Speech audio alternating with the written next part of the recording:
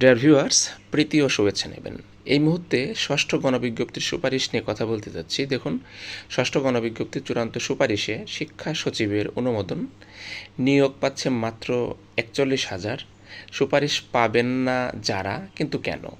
বেশ কয়েকটি বিষয় নিয়ে এই ভিডিওতে আলোচনা করতে যাচ্ছি।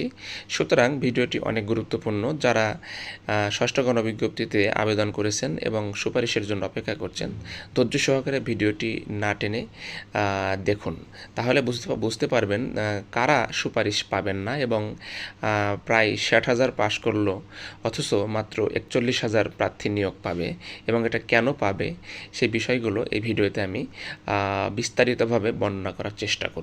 তো ভিউয়ার্স, যে কথা আমি সবসময় বলি, যদি চ্যানেলটি সাবস্ক্রাইব না করে থাকেন তাহলে অবশ্যই চ্যানেলটি সাবস্ক্রাইব করে রাখুন এবং বেল বাটন অল করে দিন, যাতে পরবর্তীতে যে কোনো ভিডিও আপনার কাছে খুব সহজেই পৌঁছে যায়।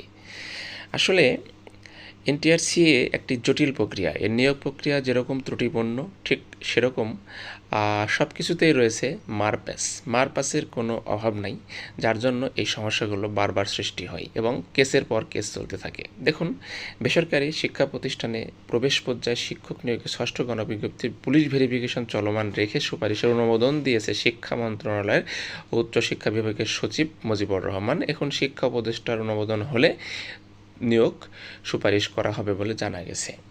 অর্থাৎ নিয়োগ সুপারিশ হয়ে যাবে, কিন্তু এনটিআরসি বিভিন্ন রকম ভয়ের মধ্যে আছে এবং এটা রবিবার বিকেল ৫টার পর শিক্ষা সচিব পুলিশ ভেরিফিকেশনের চলমান রেখে সুপারিশের অনুমোদন দেয়।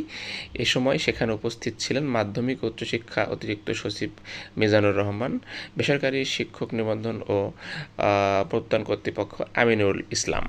অর্থাৎ তার সুপারিশের অনুমোদন দিয়েছে, বাট তারা ভয় আছে, যারা কেস আছে এদের বিপক্ষে, কেসের কী সুরাহা হবে, সব কিছু মিলে তারা এখনও করতে পারছে না। এরপরে দেখুন, এ প্রসঙ্গে জানতে চাইলে অতিরিক্ত সচিব মোহাম্মদ মিজানুর রহমান বলেন, নিয়োগ সুপারিশ করতে এনটিআরসিকে মন্ত্রণালয়ের অনুমোদন নিতে হয় না, তবে পুলিশ ভেরিফিকেশন চলমান রেখে নিয়োগ সুপারিশ করতে হলে অনুমোদন লাগে। সেই অনুমোদন নিতে একটি আবেদন নিয়ে এসেছিলেন এনটিআরসি।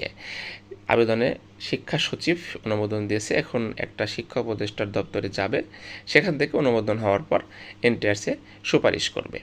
অর্থাৎ একটা অনুমোদন হয়ে গেছে, আর শিক্ষা উপদেষ্টা দপ্তরে যাওয়ার পরে সেখান থেকে একটা অনুমোদন হয়ে যাবে এবং তারপরেই চূড়ান্ত সুপারিশ হয়ে যাবে। এবং আশা করা যায় যে খুব রিসেন্ট এই সপ্তাহ বৃহস্পতিবার, আগামী বৃহস্পতিবারে সুপারিশ হওয়ার একটি সম্ভাবনা রয়েছে।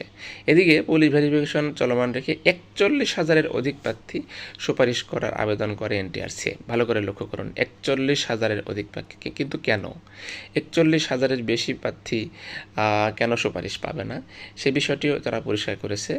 দেখুন, এখানে কি বলেছে যে বেশ কিছু বিষয় শূন্য পদের সংখ্যা বা পাশ করা প্রার্থীদের সংখ্যা কম বেশি হওয়ার কারণে পদ ফাঁকা থেকে যাবে। এর মধ্যে সহকারী মৌলভী, আইসিটি, চারু ও কারুকলা সহ আরও কিছু বিষয়ে অসামঞ্জস্যতা বেশি লক্ষ্য করা গেছে। অর্থাৎ এসব পদের বিপরীতে পাশ ও পদের সংখ্যা অসামঞ্জস্যতা বেশি, ফলে পদ ফাঁকা থাকবে।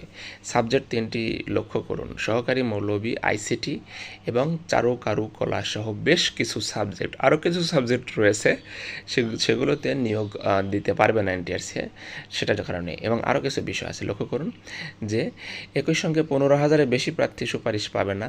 অর্থাৎ পদের বিপরীতে কোনো বিষয়ে পাশ করা অধিক সংখ্যক প্রার্থী রয়েছে, আবার পদসংখ্যা অনেক বেশি রয়েছে, কিন্তু বিষয়ে কিন্তু সে অনুযায়ী প্রার্থী পাশ করেনি। বিশেষ করে এই দুই কারণে প্রার্থী সুপারিশ পাবেন না। অর্থাৎ আরবি সাহিত্যে যেমন ধরুন প্রচুর পদসংখ্যা শূন্য, কিন্তু পাশ করেছে কম।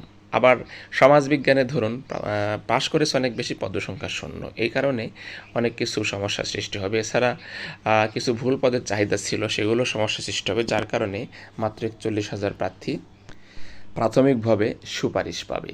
এছাড়া অনেকগুলো প্রতিষ্ঠান শূন্যপদ বাতিল করতে হয়েছে, অর্থাৎ ভুল চাহিদা দিয়েছে, যেমন ৭৭৫টি পদের চাহিদা বাতিল করা হয়। এছাড়া আরও অনেকে বলা হচ্ছে যে আরও ভুল চাহিদা রয়েছে, নিয়োগের পরে সেগুলো বাতিল হবে। সব কিছু মিলে একটি এলোমেলো অবস্থা, যার জন্য সুপারিশ পাওয়ার পরেও অনেক শিক্ষক স্বস্তিতে রইবে না।